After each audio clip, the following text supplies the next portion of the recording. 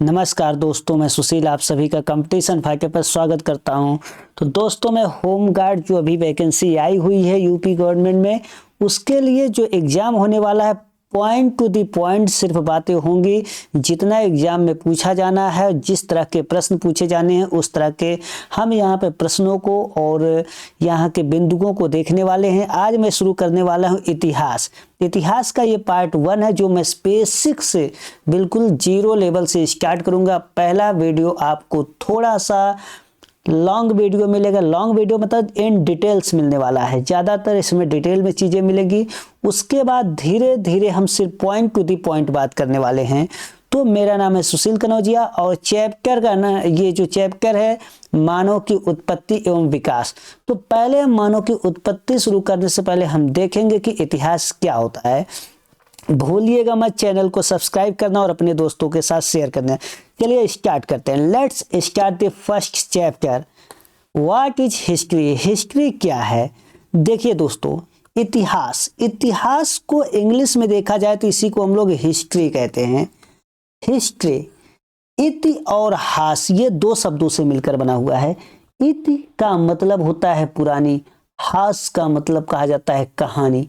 तो पुरानी कहानी, क्या यही इतिहास है? जी नहीं, सिर्फ पुरानी कहानी इतिहास नहीं है। पहले की परिभाषाएं कुछ अलग थी। आज एनसीईआरटी इतिहास को कुछ एक अलग नजरिए से देखती है। इतिहास का अर्थ वह परिवर्तन की तरह देखता है। जो इतिहासकार होते हैं, उन्होंने इसको किस तरह से रेखांकित किया? उन्होंने कहा कि इतिहास जो अतीत में होने वाले परिवर्तन का काल है।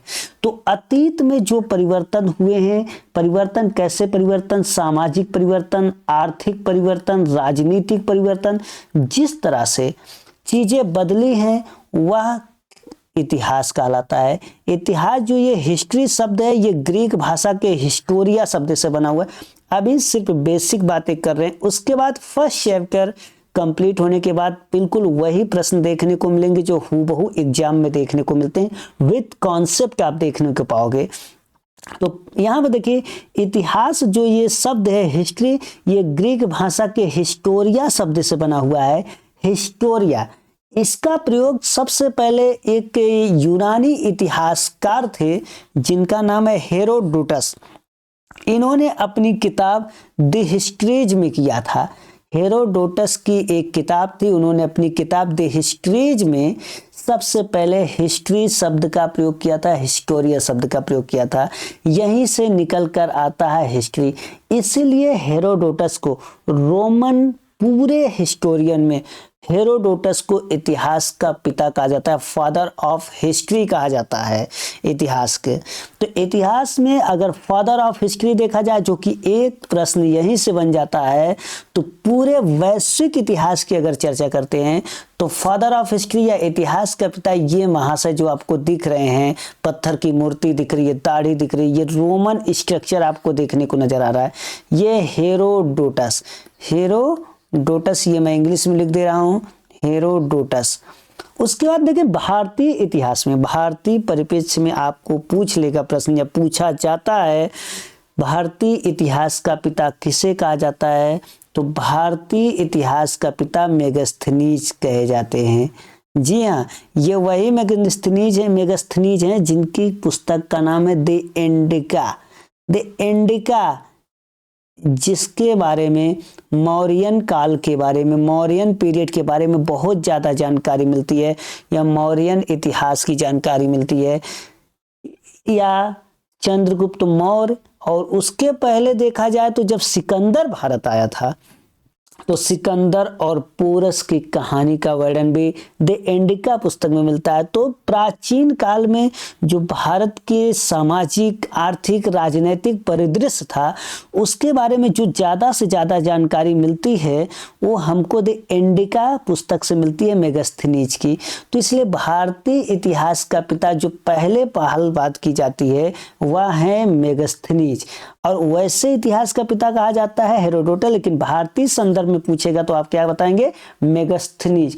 देखिए, भारतीय पुरातत्व का पिता, पुरातत्व मतलब आर्कियोलॉजिस्ट जो होते हैं, आर्कियोलॉजिस्ट जो होते हैं इनका काम क्या होता है भाई, इनका काम होता है कि पृथ्वी पर देश विदेश जा जाकर ऐसे स्थानों को चिन्हित करना, ऐसे लोकेशन को चिन्हित करना जहां पर जमीन के नीचे दबे हुए कुछ ऐतिहासिक चीजें मिलने की संभावना होती है।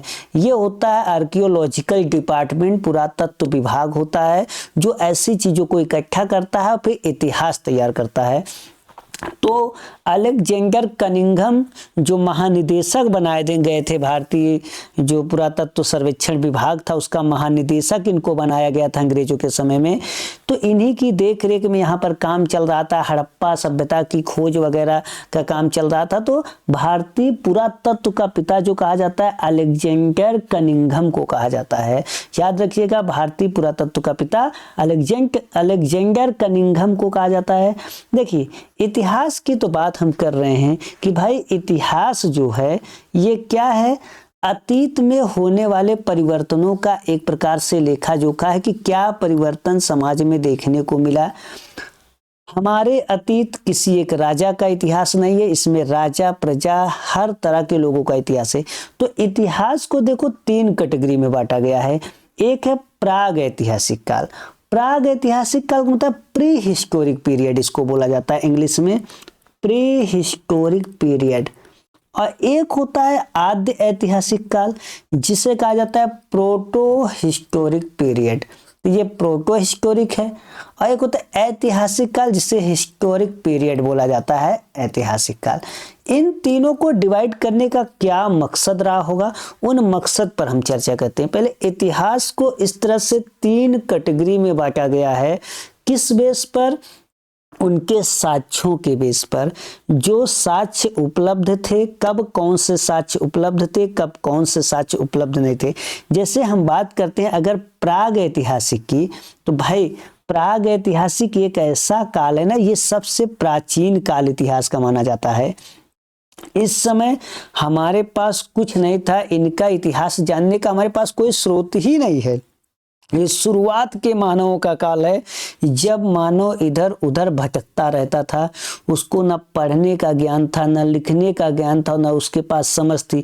सिर्फ इस समय के मानवों का जीवन जो होता था वह पत्थरों के आसपास बीतता था, पत्थरों के औजार बनाता था, पत्थरों का उपयोग करता था, इसी से इनका जीवन चलता था। तो यहाँ पर कोई लिखित सामग्री मिली ही नहीं है, सिर्फ पुरातात्विक सामग्री मिली है। अर्थात जमीन के नीचे खुदाई से जो प्राचीन वस्तुएं प्राप्त हुई हैं, उन वस्तुओं के आधार पर कोई लेखन सामग्री नहीं मिली है।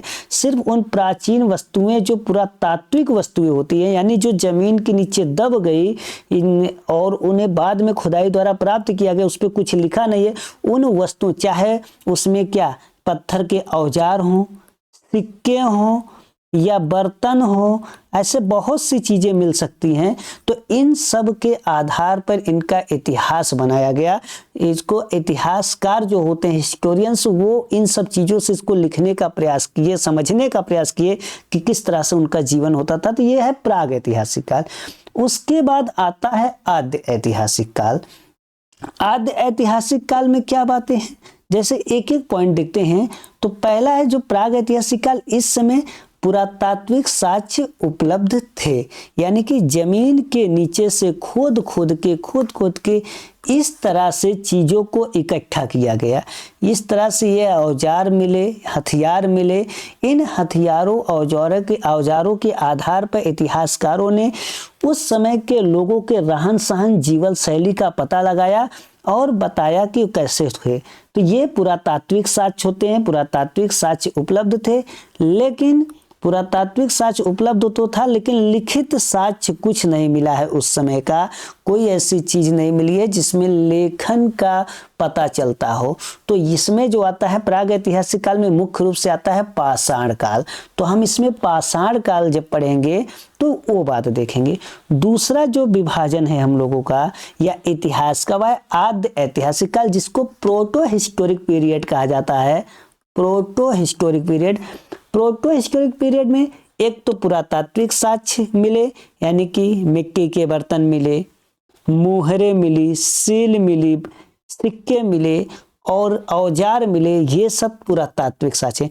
उसके साथ साथ कुछ ऐसी चीजें मिली जो लिखी हुई रूप में पाई गई, लिखित साक्ष्य भी मिला, लेकिन इस तरह से आप देख रहे हैं ये किस तरह से लिखावट है, इस तरह से लिखी हुई साक्ष्य मिली, ये जो देखने को मिल रहा है आपको। अब यहाँ पर देखिए, ये हड़प्पा सभ्यता या सिंधु घाटी की सभ्यता है। उस समय इस तरह की लेखन सामग्री मिली है, मुहरें मिली है, मुहरों पर इस तरह से कुछ लिखा हुआ है। चित्राकार लिपि है, आप देख रहे हैं ये चित्राकार लिपि कहा जाता है, चित्रों के माध्यम से लिखने का प्रयास किया गया। लेकिन आज तक कोई भी इतिहासकार इस चीज को पढ़ने, डिकोड नहीं कर पाए हैं, यानी कि पढ़ नहीं पाए कि क्या भाई लिखा है। तो भाई उन जब पढ़ ही नहीं पाए हैं तो उनके लेखन क्षमता होने से हमको आज तक फायदा नहीं मिल पाया कि क्या उस समय उनका इतिहास रहा होगा। अगर ये चीज पता चल जाए कि ये क्या लिखी हैं, किस भाषा में लिखी है, क्या इसका मतलब है, तो हो सकता है हम हड़प्पा सभ्यता के बारे में और कुछ और ज्यादा जान सकते हैं। लेकिन अभी तक सिर्फ जो पुरातात्विक साक्ष्य हैं उन्हीं के आधार पर जो वस्तुएं मिली हैं जमीन के नीचे से, उन्हीं के आधार पर हड़प्पा सभ्यता के बारे में हमको पता है, और जो भवन मिले हैं जमीन के नीचे से उनके बारे में। तो आद्य ऐतिहासिक काल में पुरातात्विक साक्ष्य है, लिखित साक्ष्य भी है, लेकिन लिखित साक्ष्य का कोई मतलब नहीं है क्योंकि इसको हम अब तक पढ़ ही नहीं पाए हैं। तीसरा जो काल है वह ऐतिहासिक काल है। ऐतिहासिक काल शुरू होता है 6ठी शताब्दी से प्रारंभ होता है, या एक प्रकार से हम कह सकते हैं कि ऐतिहासिक काल 6ठी शताब्दी ईसा पूर्व मान सकते हैं, या जो मौर्यन पीरियड है इसको भी इसी में काउंट कर लेते हैं, या जो बौद्ध काल होता है इसको काउंट कर लेते हैं। ये सब जो काल है पूरा लेकर अब तक का काल, जहां पर पुरातात्विक साक्ष्य तो है ही, लिखित सामग्री मिली है और उसे पढ़ा भी जा सका है। जैसे जो पहले लिखित सामग्री मिली है वह मौर्य काल का मिला हुआ है, और मौर्य काल की लिखित सामग्री को पढ़ा जा सका है। अशोक मौर्य ने, आप जानते हैं कि अशोक मौर्य पूरी दुनिया में अपने लेख लिखवाए, लेख पिलर पर खुदवाए, चट्टानों पर खुदवाए, उनको पढ़ा जा सका। तो ये ऐतिहासिक काल होता है। ये 3 तरह के विभाजन हमको देखने को मिलते हैं। हम इतिहास में आगे बढ़ें उसके पहले हम शुरू करते हैं किस तरह से जीवन की शुरुआत होती है, पृथ्वी पर किस तरह से भूगर्भिक उसका इतिहास रहा है। तो देखिए, पृथ्वी के संपूर्ण भाग को इस तरह से बांटा गया। इस तरह से बांटा गया मतलब क्या हुआ कि शुरुआत जब जीवन की उत्पत्ति नहीं हुई थी तब से लेकर अब तक के काल को कुल 5 महाकल्प में बांटा गया है। ठीक, सही सुना आपने, कुल 5 महाकल्पों में पृथ्वी को बांटा गया है जब जीवन की शुरुआत नहीं हुई थी। यानी कि ये इस काल को बोला गया प्री पैलियोजोइक इरा, इसको कहा जाता है प्री पैलियोजोइक इरा। तो ये महाकल्प में इस तरह से ये आपको जो दिख रहे हैं ये इस तरह से ये 5 महाकल्प हैं जिनको शुरू में कहा जाता है। पहला जो है सबसे आरंभिक काल बोला जाता है प्री पैलियोजोइक। उसके बाद जो सेकेंड स्थान पे आता है इसको बोला जाता है पैलियोजोइक, मीसोजोइक, सीनोजोइक और नियोजोइक। ये 5 महाकल्प हैं। तो ये इसको कहा जाता है प्राथमिक युग। 4 युग में बांटा गया है, प्राथमिक युग, द्वितीयक युग, और ये सीनोजोइक को कहा जाता है तृतीयक युग। इसी सीनोजोइक में मानव की उत्पत्ति होती है, और ये है चतुर्थ युग जिसे नियोजोइक कहा जाता है। ये कोई युग नहीं है, प्रथम युग शुरू होने से ये पहले की स्थिति है। ये तब की स्थिति है जब धरती पर जीवन ही नहीं था, सिर्फ पानी ही पानी धरती पर नजर आ रहा था। ये प्री पैलियोजोइक की स्थिति है। तो महाकल्प 5 है, pre Palaeozoic, Palaeozoic, Mesozoic, Cenozoic, Neozoic. एक एक को हम डिटेल में समझने वाले हैं। देखिए, पहले बस यही चैप्टर आपका डिटेल होने जा रहा है क्योंकि ये बेस है। उसके बाद बहुत आप पॉइंट टू द पॉइंट हम बात करेंगे जो होम गार्ड की दृष्टि से जो आने वाली चीजें हैं। देखिए, जो पहला इरा है इस इरा को कहा जाता है पैलियोजोइक। तो प्री पैलियोजोइक कहा जाता है, यानी पैलियोजोइक के पहले, प्री मीन्स पूर्व, प्री मीन्स क्या होता है, पूर्व, पूर्व मीन्स पहले। तो जो पैलियोजोइक होता है, जहां से जीवन की शुरुआत धीरे धीरे देखने को मिलती है, उसके पहले का इरा प्री पैलियोजोइक कहा जाता है। तो जो पैलियोजोइक इरा होता है, पैलियोजोइक, यहाँ पर तो जीवन की शुरुआत होती है, इसको प्राथमिक युग के नाम से भी जाना जाता है। तो इसके पहले ये है प्री पैलियोजोइक। इसको दो कैटेगरी में बांटा गया है, एक है आर्कियन, एक है प्री कैम्ब्रियन। आर्कियन वह काल है दोस्तों, धरती पर ऐसा काल जब धरती पर जीवन ही नहीं था, जीवन की अभी शुरुआत ही नहीं हुई थी। जब धरती पूरी तरह से गर्म एकदम चट्टान थी, पिघलता हुआ लावा था पूरे धरती पर। धीरे धीरे वो ठंडा होता है, बारिश होती है, पूरी पृथ्वी पानी से भर जाती है। तो उस समय क्या होता है कि अभी तो यहाँ पर जीवन ही नहीं है, अभी तो धरती बहुत गर्म है। धीरे धीरे क्या हो रहा है, धरती पर कुछ चट्टानों का निर्माण होता है, और जो शुरुआत क्रम की चट्टानें होती हैं वह होते नीस और ग्रेनाइट की चट्टानों का निर्माण होता है। जी हाँ, सही सुना, नीस और ग्रेनाइट क्रम की जो चट्टानें बनती हैं, चट्टानों के नाम है ये प्री पैलियोजोइक के को। जैसे ये प्री पैलियोजोइक है, तो इसके आरंभ में कुछ साल को हम लोग आर्कियन कहते हैं, और बाद के कुछ साल को प्री कैम्ब्रियन कहा जाता है। तो शुरुआत में ये जीवन रहित था, नीस और ग्रेनाइट क्रम की चट्टानें बनती हैं। उसके बाद समय के साथ धीरे धीरे करोड़ों साल बीतता जाता है, तो एक परिवर्तन दिखाई देता है। जहां से कोई परिवर्तन दिखाई देता है, वहां से एक नया इरा शुरू होता है इसी प्री पैलियो में, क्योंकि अभी यहाँ जीवन नहीं है।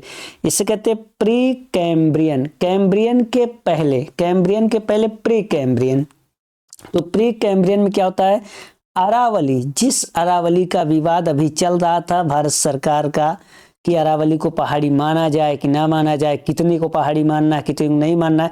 सबसे पुरानी, याद कर लीजिए, एक नंबर यहाँ से पूछने वाला है, भारत में सबसे पुरानी जो चट्टान है, जो पहाड़ी है, वह अरावली की पहाड़ियाँ हैं।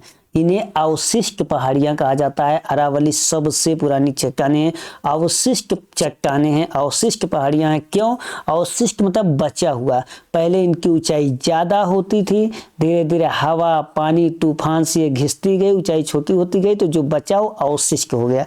और धारवाड़ क्रम की चट्टानें, ये दो तरह की चट्टानों का निर्माण ये प्री पैलियोजोइक में इस तरह से इनका निर्माण होता है। अगला जो शुरू होता है, जिसको हम प्राथमिक युग कहते हैं, ये है पैलियोजोइक। पैलियोजोइक इसे कहा जाता है, इसी को कहा जाता है प्राथमिक युग। 4 युग हैं, तो प्राथमिक युग की शुरुआत प्री पैलियो के बाद होता है पैलियोजोइक में। तो प्राथमिक युग में देखिए, अब ये आता है, यहाँ से शुरुआत होती है कैम्ब्रियन की, यहीं से शुरुआत होती है जीव के बनने की, ठीक है, पैलियोजोइक से। तो यहाँ पर देखिए विंध्य पर्वत आपको देखने को मिलेगा, विंध्य पर्वत का निर्माण होता है। समुद्रों में घासों की उत्पत्ति शुरू होती है और छोटे छोटे जीव बनना शुरू होते हैं। ऐसे जीव जिनमें रीढ़ की हड्डी नहीं है, यानी बिना रीढ़ वाले जीव बनना शुरू होते हैं। शुरुआती दौर में बहुत छोटे छोटे जीव और बिना रीढ़ वाले जीव बनने शुरू होते हैं। ये होता है कैम्ब्रियन युग। उसके बाद इसी पैलियोजोइक का जो दूसरा इरा होता है ऑर्डोनेशियन। ऑर्डोनेशियन काल में हुआ क्या कि पानी इतना हो गया धरती पर कि पूरा धरती पानी से डूब गया, पूरी धरती पूरा स्थल, इस काल में तो पूरा संपूर्ण स्थल सागरों से ढक जाता है। और इसी पैलियोजोइक का अगला आता है सिल्यूरियन। अब क्या होता है, जब पूरी धरती सागरों से ढक जाती है तो वहां पे जीव पैदा होते हैं, मछलियां धीरे धीरे बनना शुरू होती हैं, प्रवाल भित्ति का निर्माण होता है समुद्रों में, और जो मछलियां बनती हैं यहाँ रीढ़ वाले जीव बनते हैं, इसमें रीढ़ की हड्डी पाई जाती है, ठीक है। जैसे मनुष्यों में रीढ़ की हड्डी पाई जाती है, वैसे जो समुद्रों में जीव बनते हैं उन जीवों में क्या होता है, रीढ़ की हड्डी देखने को मिलती है इस तरह से। तो ये सिल्यूरियन काल कहा जाता है। और डियोनियन काल इसी का अगला जो क्रम है। डियोनियन काल में इसे तो मत्स्य युग की संज्ञा दी गई है। इतनी ज्यादा समुद्रों में मछलियों का विकास होता है कि इसे मत्स्य युग कहा जाता है। और लगभग 40-40 फीट लंबे, 40-40 फीट लंबे पेड़ की उत्पत्ति होती है। फिर अगला आता है कार्बोनीफेरस युग। ये वही कार्बोनीफेरस युग कहा जाता है। इसी कार्बोनीफेरस युग में जो पैंजिया था, जो धरती पूरी एक थी, वो 2 भागों में टूट जाती है। ठीक है, एक उत्तर में अंगारा लैंड और दक्षिण में गोंडवाना लैंड। धरती पूरी 2 पार्ट में से टूट जाती है। उत्तर वाले को अंगारा लैंड कहा जाता है, ये नीचे दक्षिण वाले को गोंडवाना लैंड कहा जाता है। तो यहाँ पर कार्बोनीफेरस युग में उभयचर जीव बनते हैं, यानी कि अभी सिर्फ पानी में जो बनने वाले जीव थे, अब पानी और धरती दोनों पर चलने वाले जीवों की उत्पत्ति होती है। लगभग 100 फीट लंबे पेड़ बनते हैं, पेड़ों की उत्पत्ति होती है। इतने लंबे लंबे पेड़ बनना शुरू हो जाते हैं। और इसमें एक काल आता है पर्मियन काल, जहाँ पे ब्लैक फॉरेस्ट या वासजिस पर्वत का निर्माण होता है। कुछ चीजें आप इग्नोर कर सकते हो, नहीं भी देख सकते हो, या मत उसको याद करिए, लेकिन कुछ चीजें आपको याद करना है। जैसे कि अब ये जो दूसरा होता है मेसोजोइक, इसे द्वितीयक युग कहा जाता है। द्वितीयक युग में क्या होता है भाई, इसको याद कीजिए कि क्रियासिक काल है। क्रियासिक, इसे एज ऑफ रेप्टाइल कहा जाता है। रेप्टाइल मतलब जो रेंगने वाले जीव की उत्पत्ति होती है।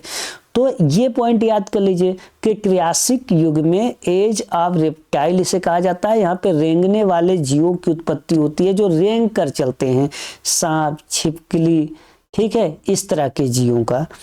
और एक जुरैसिक काल, ये इसी मेसोजोइक 3 पार्ट हैं, क्रियासिक, जुरैसिक, क्रिटेशियस। मेसोजोइक जो मध्यकाल है, ये द्वितीयक काल जिसे कहा जाता है, क्रियासिक, जुरैसिक, क्रिटेशियस। इसमें जुरैसिक काल जो जुरैसिक काल में डायनासोर का युग होता है, जो धरती पर केवल डायनासोर देखने को मिलते हैं। और इसी जुरैसिक काल के अंत तक होता क्या है कि आसमान से बहुत ज्यादा उल्का पिंड धरती पर गिरते हैं, बड़े बड़े पत्थर धरती पर गिरते हैं, और क्या होता है कि डायनासोर का अंत हो जाता है। और यहीं पर जुरैसिक काल में कंगारुओं की उत्पत्ति होती है। इसमें मेसोजोइक में अंतिम जो इसका समय है, इसे कहा जाता है क्रिटेशियस, जहाँ पे कछुआ की उत्पत्ति होती है। याद रखिएगा, लोनार झील इसी काल में बनता है, क्रिटेशियस काल में, और काली मिट्टी का विकास यहीं पर होता है। नेक्स्ट है सिनोजोइक। सिनोजोइक को ही तृतीयक युग कहा जाता है, जो हमारे लिए बड़ा इंपॉर्टेंट होने वाला है। सिनोजोइक को तृतीयक युग कहा जाता है। पहली बार देखिए भाई, इसी सिनोजोइक इरा में, सिनोजोइक यार के सिनोजोइक, इसी सिनोजोइक इरा में स्तनधारी जीवों का जन्म होता है। पहली बार ऐसे जीव जन्म लेते हैं जो स्तनधारी होते हैं, अर्थात जिस बच्चे पैदा करने वाले जीव का जन्म होता है। स्तनधारी मतलब बच्चों को जन्म देने वाले, अंडे नहीं बच्चे पैदा करने वाले जीव का जन्म होता है। इन बच्चे पैदा करने वाले स्तनधारी जीवों को प्राइमेट्स कहा जाता है। तो ये जो पैलियोसीन है, इसी पैलियोसीन में स्तनधारी का जन्म होता है। यहीं से शुरुआत होती है हमारे यानी इंसान के बनने की कहानी, यानी पूर्वजों के बनने की कहानी। जो हमारे पूर्वज थे, यही सिनोजोइक तृतीयक युग, याद रखिएगा, सिनोजोइक तृतीयक युग, यही से इंसानों के बनने की कहानी शुरू होती है। और ये इसका जो पहला पार्ट है, ये है पैलियोसीन। तो पैलियोसीन में होता क्या है दोस्तों, यहाँ पर कि स्तनधारी का जन्म होता है। प्राइमेट्स जिन्हें कहा जाता है, इसमें कपी, गोरिल्ला, चिंपैंजी, ओरंगुटान, इस तरह के 4 तरह के लगभग जीव पाए जाते हैं, जो सेम कैटेगरी के होते हैं लगभग। इसमें जो कपी होता है ना, कपी, गोरिल्ला, चिंपैंजी, ओरंगुटान, इसमें कपी जो होता है ना, यही मानव का पूर्वज है। नोट डाउन कर लीजिए कि सिनोजोइक यानी तृतीयक युग में के पैलियोसीन में जो कपी की उत्पत्ति होती है, एक ऐसे जीव जिसके 4 पैर हैं और जो बच्चे पैदा कर सकता है, इसे कपी कहा गया। कपी वर्ग से ही मानव की उत्पत्ति होती है, इसी को ही मानव का पूर्वज कहा जाता है। अगला जो होता है सिनोजोइक का, वह Eocene.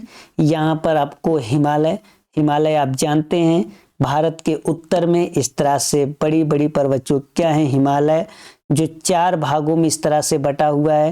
Trans Himalaya, great Himalaya, lesser Himalaya और शिवालिक हिमालय।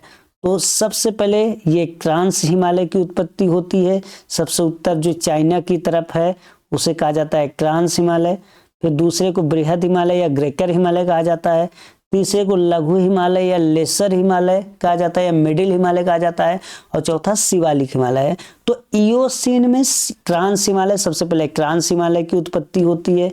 उसके बाद ओलिगोसीन में ग्रेकर हिमालय बनता है हमारा दूसरे स्थान पे, और मायोसीन में लघु हिमालय बनता है, और प्लायोसीन में शिवालिक हिमालय बनता है। तो सबसे नया जो पर्वत है वह है शिवालिक। सबसे नया क्या है? शिवालिक है, क्योंकि इसकी उत्पत्ति सबसे बाद में हुई होती है। उससे भी नया क्या है? उससे भी नया है, शिवालिक से नया है नदियां। ठीक है, शिवालिक के बनने के बाद नदियों का निर्माण हुआ, गंगा नदी। उससे भी नया क्या है? मैदान, उत्तर का मैदान, गंगा जो मैदान जो है वो है। इसी प्लायोसीन काल में मानव की उत्पत्ति, यही प्लायोसीन काल कहा जाता है कि यहीं पर मानव की उत्पत्ति होती है। तो मानव की उत्पत्ति की शुरुआत देखिए यहाँ से हो गई थी। मानव की उत्पत्ति की शुरुआत यहाँ से हो गई थी। सीनोजोइक की जो पहला इरा है पेलियोसीन, यहाँ पर हो गई थी। लेकिन जो असली मानव की उत्पत्ति होती है वह प्लायोसीन में होती है। सीनोजोइक का ही जो प्लायोसीन काल है, तृतीयक युग है। सीनोजोइक कौन सा युग है? तृतीयक युग। प्लायोसीन में मानव की उत्पत्ति हुई थी, याद रखिएगा। उसके बाद लास्ट जो है वह है नियोजोइक। नियोजोइक दो भाग में बटा हुआ है, एक है प्लीस्टोसीन, एक है होलोसीन। तो प्लीस्टोसीन एंड होलोसीन, यहीं पर प्लीस्टोसीन काल में पहली बार भारत में जो मानव के साक्ष्य मिलता है, पत्थरों के साक्ष्य मिलता है, पत्थर के साथ मनुष्य के दफनाए जाने का या मनुष्य देखने को मिलता है, जो उसका कंकाल मिलता है, वह वही प्लीस्टोसीन काल में भारत में देखने को मिलता है। उसके बाद बाकी का काल जो होता है वह होलोसीन काल कहा जाता है। तो इस तरह से धीरे धीरे धरती पर किस तरह से जीवों की उत्पत्ति हुई, धरती बनी, और किस तरह से प्लीस्टोसीन काल जो है वहाँ पर स्तनधारी जीव देखने को मिलता है, यहाँ पर आपको पेलियोसीन में। उसके बाद प्लीस्टोसीन काल में जाके मानव देखने को मिलता है, पहली बार भारत में मानव का साक्ष्य मिलता है। तो यहाँ पर अगर आप देखेंगे तो इस तरह से ये कप ही है। ठीक है, शुरुआती स्थिति में ये जो पेलियोसीन काल में देखने को मिला कप ही, जो हमारा पूर्वज है, उसका धीरे धीरे करोड़ों साल में इस तरह से विकास होता गया और करोड़ों साल बाद आज का मानव इस तरह से दिखता है। तो ये हमारे पूर्वजों के विकास के क्रम की कहानी है। इसी क्रम में हम आगे बढ़ेंगे अगले वीडियो में। अगर आपको वीडियो पसंद आ रहा, अभी आगे हम सिर्फ पॉइंट टू दी पॉइंट चर्चा करने वाले हैं, जो कि सिर्फ एग्जाम में आने वाला है, होम गार्ड में। यहाँ से 3-4 प्रश्न आपको देखने को मिलेंगे, जैसे कि मानव की उत्पत्ति कब से शुरू होती है, अरावली के बारे में मैंने जो बताया, डायनासोर के बारे में जो बताया, मत्स्य युग किसे कहते हैं, और एज ऑफ रेप्टाइल, रेंगने वाले जीवों का युग कौन सा है। तो ये 5-6 पॉइंट आप ध्यान दीजिएगा। और इतिहास का पिता किसे कहा जाता है, भारतीय पुरातत्व का पिता किसे कहा जाता है, ठीक है, और भारतीय इतिहास का किसे पिता कहा जाता है। तो ये पॉइंट आप ध्यान दीजिएगा। और हमारे चैनल को सब्सक्राइब कीजिए, लाइक कीजिए वीडियो को, और वीडियो को शेयर कीजिए। धन्यवाद।